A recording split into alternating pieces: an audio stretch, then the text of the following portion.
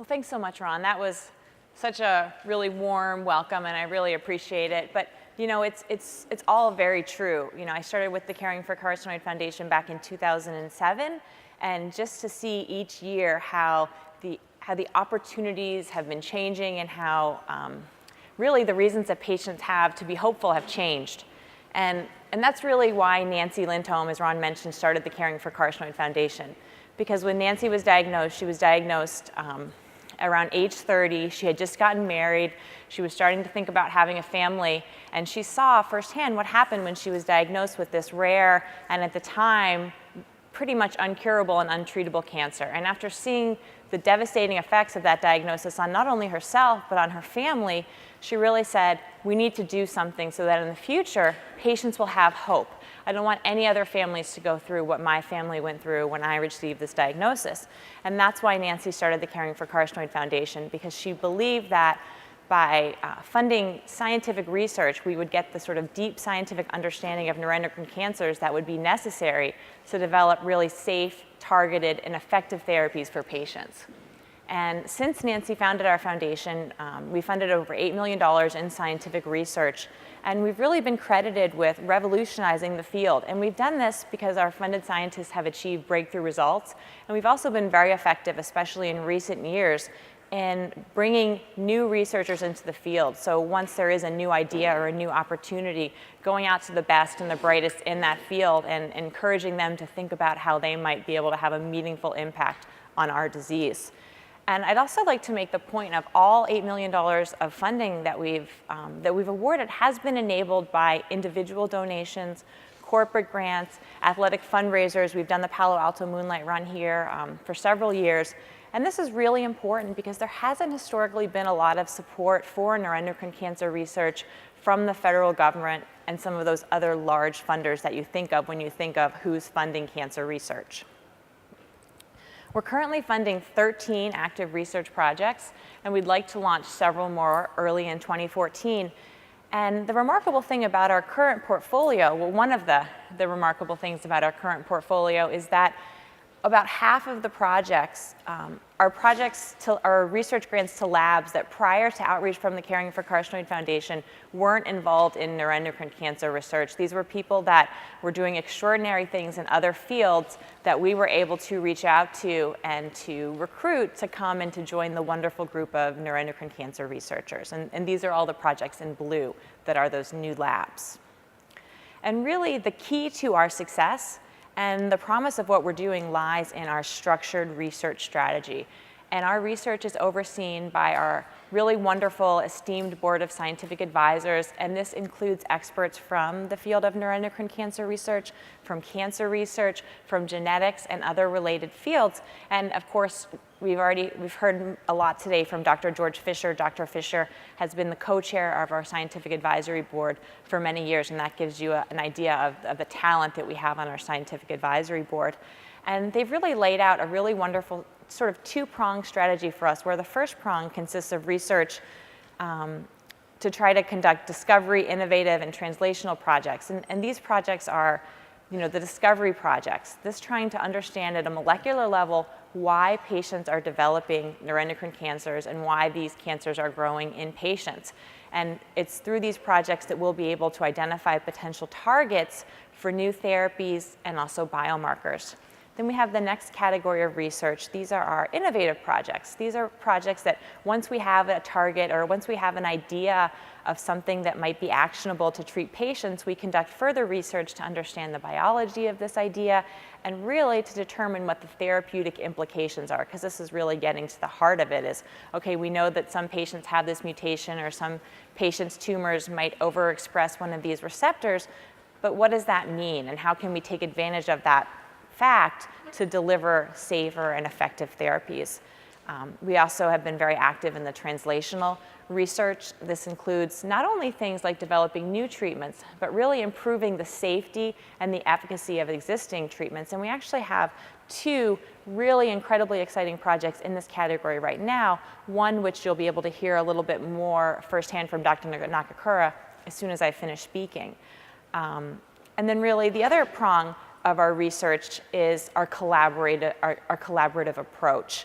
And this is something that we really think is so important. Every year we hold a research meeting up in Boston or in Cambridge, Massachusetts, where we bring together all of our funded scientists with other experts in neuroendocrine cancer research, and then select experts from other fields that we've invited to come and to share what they know from related cancer fields that might be able to influence the work that we're doing. And the final piece of this important collaboration that we have is we have a grant-making partnership with the American Association of Cancer Researchers. And this is a diverse and talented group of 37,000 cancer researchers worldwide. And by each year having this opportunity to have this grant-making partnership with the AACR, we make sure that we're casting a very wide net and that we're making sure that all good projects and all good ideas are coming through and we're not missing anything. And now I'm going to switch gears and talk a little bit about some of the success that we've had in recent years. And in 2011, our funded scientists at Johns Hopkins were really credited with revolutionizing the field of neuroendocrine cancer research when they came out with this landmark publication. And one of their findings was that in almost half of patients with pancreatic neuroendocrine cancers, they found mutations in DAX and ATRX. And Dr. Fisher mentioned this earlier today. At the time, these were mutations that had never before been found in cancer patients. And moreover, DAX and ATRX are what are known as epigenetic regulators. So epigenetics really refers to anything that affects the proteins that are made in a cell that isn't encoded for in the DNA. And so while epigenetics, it's now very promising and productive field of cancer research, at the time of this publication, epigenetics hadn't yet been related, hadn't yet been linked to cancer. And so our paper was one of the first to really suggest that epigenetic processes could be involved in the development and the maintenance of cancers. And this was such an important discovery, this idea that DAX and ATRX and epigenetics could be causing neuroendocrine cancer.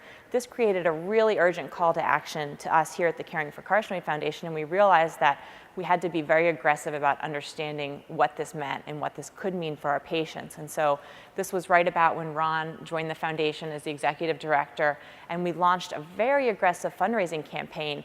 And what that enabled us to do is it enabled us to reach out to new labs. And so I was charged by our scientific advisory board with going out to the experts in DAX and ATRX, going out to the best labs studying epigenetics and trying to challenge those investigators to think about how they could really advance our knowledge of neuroendocrine cancers. And as a result of both our scientific outreach, the tremendous opportunities that were created by these findings, and really the wonderful fundraising campaign that we were able to lead, we were able to engage 4 new labs, and now we have 4 new labs that are looking into building model systems and looking into the effects of these genes so that we can figure out new strategies, really taking advantage of these key differences between tumor cells and normal cells in patients. And then the final example of success that I'd like to speak about is speaking now about some projects from our translational bucket. And as many of you may be very familiar, in 2011, 2 therapies were actually approved for patients with pancreatic neuroendocrine tumors. The first was everolimus. This is what's known as an mTOR inhibiting drug. And the second was sunitinib, which is an angiogenesis inhibitor, or a drug that prevents tumors from gaining access to the blood supply, which they need to thrive.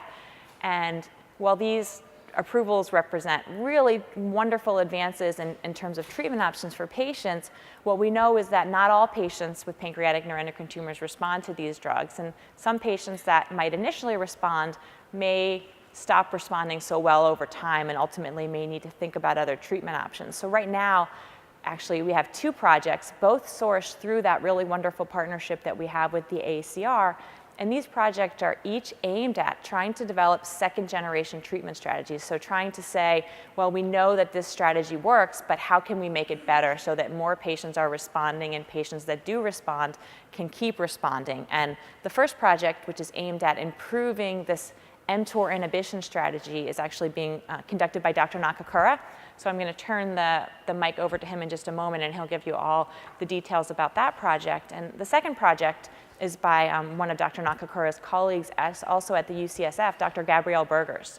And what she's doing is she's looking at the role of the immune system, because she believes, and others believe, that the immune system could be involved in the resistance that often emerges to treatments with sunitinib or other similar drugs. And she's going to be really studying the immune system to see if she can't develop some second-generation treatment strategies that would sort of dually target both angiogenesis and the role of the immune system. And then just finally, before I do pass the mic on to Dr. Nakakura, I wanted to give you a flavor for some of our priorities going forward. And these are things that we're now currently really evaluating from both a scientific perspective and a capacity perspective. And the first would be a clinical trial for a new type of peptide radiotherapy that might start as early as 2014. We're still looking at genetics, epigenetics, and other innovative techniques to try to identify new targets for treatments and biomarkers for our patients. We are really, because of the fact that the lack of multiple neuroendocrine cancer cell lines that recapitulate the behavior of these cancers in humans, and we're launching a very aggressive strategy to try to develop cell lines. And this is something that you might recall Dr. Fisher spoke about this morning as one of the major impediments to development of newer, better treatments for these patients. And then finally, we are, of course, very eager to renew our partnership with the AACR that has brought us so many of these wonderful projects. And we'd also like to award a Young Investigator Award, because we want to make sure that this field continues to be seeded with fresh talent, and so that in future years we still have wonderful researchers and clinicians of the caliber of those that you all have been fortunate enough to hear from today.